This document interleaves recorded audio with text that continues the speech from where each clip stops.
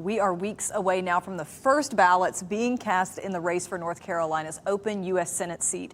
Democrat Roy Cooper and Republican Michael Watley are squaring off. Both hit the campaign trail today on two major issues, affordability and crime. WRAL Sean Gallagher was at both events and pressed them on specific plans they would implement if elected. Sean, what did they say?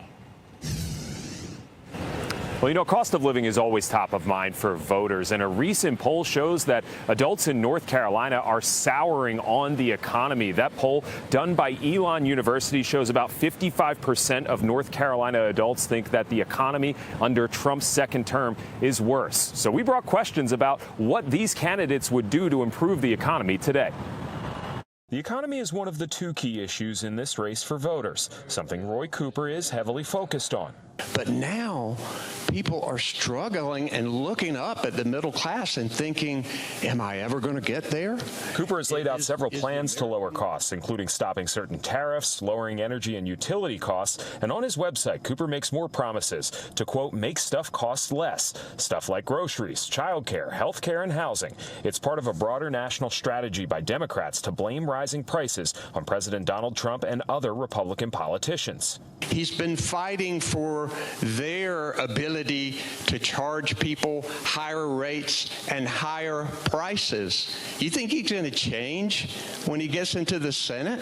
Michael Watley is endorsed by Trump. He says he wants to create good-paying jobs in the state, rein in federal spending, and support policies to reduce energy prices and ban taxes on tips. But he doesn't provide many specifics on how he'd do it on his website. He's largely campaigned on public safety issues, and when it comes to the economy, attacking Cooper's record on taxes and inflation. Any questions about the economy? What do you plan to do to make North Carolina more affordable?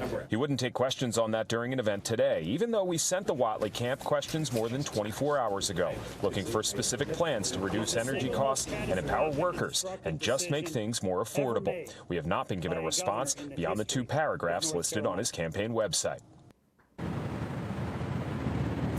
Instead, Watley chose to call out Governor Cooper, or the policies under then Governor Cooper, blaming him for higher housing and insurance costs, saying they're not going to vote for the worst governor in North Carolina's history. Now, the lack of response on the affordability questions that Watley may have had, he made up for in a public safety claim that he was making here behind me earlier today, where he talks about what his promises are. And coming up at 6, we press him on the specifics that he has and bring those questions to Roy Cooper as well. But for now, live in Garner, Sean Gallagher, WRAL News.